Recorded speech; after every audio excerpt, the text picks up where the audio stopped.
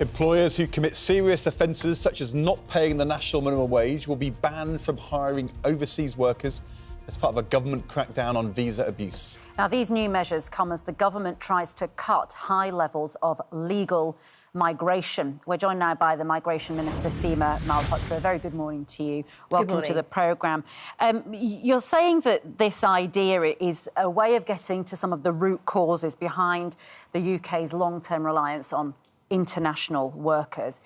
But how big a problem is this, really? I mean, it feels a bit like you're just tinkering around the edges. So set me straight on that. Which sectors are particularly bad for flouting visa rules and breaking the minimum wage rules? This is an issue that we have particularly seen becoming a problem in the health and care sector, where the Royal College of Nurses has talked about a 6% increase in a six-fold increase in those who are subject to exploitation in the last 3 years. And that six-fold increase in the last 3 years is a real sign of things that are going wrong. But we've seen this across the country, where those who are employers who are recruiting from overseas, who are flagrantly breaching visa rules, undercutting British workers and breaching employment law, are effectively pushing those who are recruited to work in our important health and care sectors, pushing them into debt bondage and also making them work longer and excessive hours, not paying the minimum wage and so on. And we think it's really important to have a crackdown on this behaviour, because it is part of undermining our visa and immigration system and tackling abuse on our system. So 3 measures that we are bringing in is the first, a ban for those who are breaching these rules from recruiting overseas. Secondly, a extended probationary period for those who may have minor breaches with whom we work on an action plan. And thirdly, a prevention of those employers from passing on inflated levels those sponsorship costs to those who they're recruiting. I think our viewers will be pleased to know you're cracking down on visa abuse, but what they'll want to know is, what are you doing to crack down on small boats coming across the channel? At the time of the general election, small boats crossings were up by 20% on last year. 4 months into a new government, they are still up by 20%. Does that mean that nothing has changed in the last 4 months? Is this just the same problem continuing?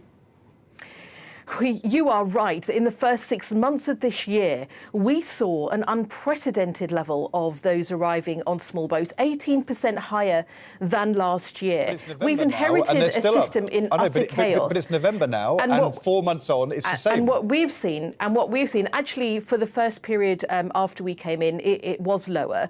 But you are. But you are correct. There has been more favourable weather conditions and an unexpected surge recently. But we are taking steps that are also making a difference. The steps that we've taken in bringing in... When I say it was 20% up, and it's still 20% up, so nothing's changed by the end of November. It certainly did drop over July to September, and then in a few weeks in October there was an unprecedented surge, and that was due to weather conditions. But what I will say is this: that there was, in the first 6 months of this year, before the general election, an 18% increase compared to last year. And what we inherited was a system under unprecedented strain. That's why the steps we're taking now of having a new border security commander that's working with intelligence agencies across the UK and internationally to make sure that we are disrupting those criminal gangs who are behind this, who are undermining our border security and putting lives at risk, is already starting to make a difference. And that's important, because this is an international problem and it needs an international solution. But also, you'll know, Ed, that the return levels that we are up. So returning those who have no right to be here, over 9,400 since we came into government. And this is a record against a record of the previous government, where returns actually dropped by 25% And it's from 2010. Isn't it? Because yesterday, Kemi Badenoch, leader of the opposition, admitted that they were too soft on migration. She's making all the headlines in the papers this morning. And she's saying that under her leadership, that migrants could lose access to benefits Also, her quote here, which I think will hit a chord with many viewers this morning. Our welfare system, she says, is not an international welfare system, and we have organised it in such a way that other people are able to take advantage of it in an unaffordable manner. She's right, isn't she? That our benefit system, our welfare system, has always been seen by those abroad as something that they can plug into at will.